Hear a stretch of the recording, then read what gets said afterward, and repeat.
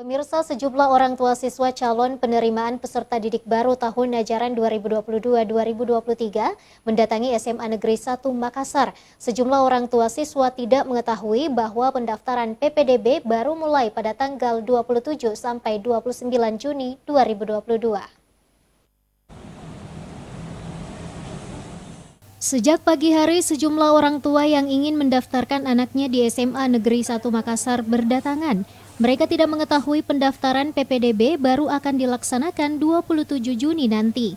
Pengawas sekolah sempat dibuat pusing saat para orang tua siswa calon PPDB silih berganti berdatangan untuk menanyakan kapan pendaftaran PPDB. Salah seorang wali siswa PPDB, Ibu Sohra, mengatakan dirinya tidak mengetahui bahwa PPDB belum terbuka. Dirinya mendengar dari mulut ke mulut pendaftaran PPDB telah dibuka 20 Juni. Dirinya pun datang ke SMA Negeri 1 Makassar untuk memastikan apakah pendaftaran PPDB telah dibuka. Menanggapi hal tersebut, Ketua Panitia PPDB SMA Negeri 1 Makassar, Mustari, mengatakan kedatangan orang tua siswa ke sekolah mengira telah dibuka pendaftaran PPDB. Namun untuk SMA 1 Makassar belum.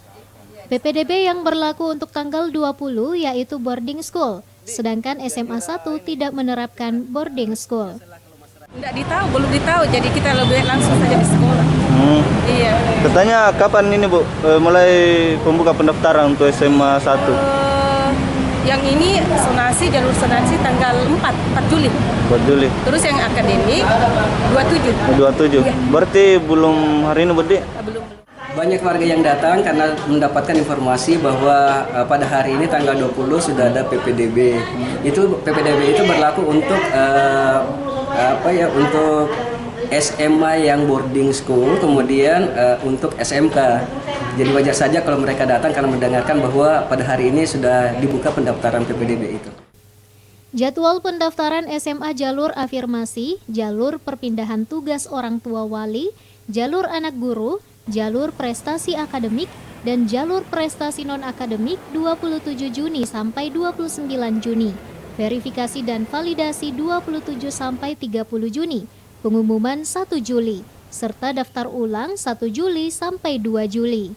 Ardi Jaho, Celebes TV.